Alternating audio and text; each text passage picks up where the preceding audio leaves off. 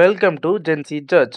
இப்போ நம்ம part 8 of intellectual property rights பார்க்க போகிறோம். அதில் ஓனர்ஷிப், அசைன்மெண்ட், டிரான்ஸ்மிஷன் பார்க்க போகிறோம். இப்போ நம்ம ஓனர்ஷிப், அசைன்மெண்ட், டிரான்ஸ்மிஷனை பற்றி பார்க்க போகிறோம். ஓனர்ஷிப்னா அக்கார்டிங் டு செக்ஷன் 6 யார் அந்த பேட்டன்ட்டுக்கான owner? The true inventor, assignee, legal heir. அந்த ப்ராடக்டை கண்டுபிடிச்சவர் யாரையாவது அப்பாயிண்ட் பண்ணா அவர் பேர் அசைனி.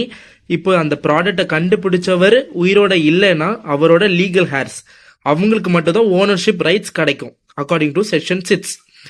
அசைன்மெண்ட்னா அந்த ப்ராடக்டை கண்டுபிடிச்சவர், that means the true inventor, அவரோட ரைட்ஸை வாலண்டரியா இன்னொருத்திட்ட கொடுத்துட்றாரு அக்கார்டிங் டு செக்ஷன் 68. அவரோட ரைட்ஸை இன்னொரு பர்சனுக்கு அசைன் பண்றார், அது பேர் தான் அசைன்மெண்ட். டிரான்ஸ்மிஷன்னா அக்கார்டிங் டு செக்ஷன் 68 அது கோர்ட் மூலியமா நடக்கும். It is an operation of law.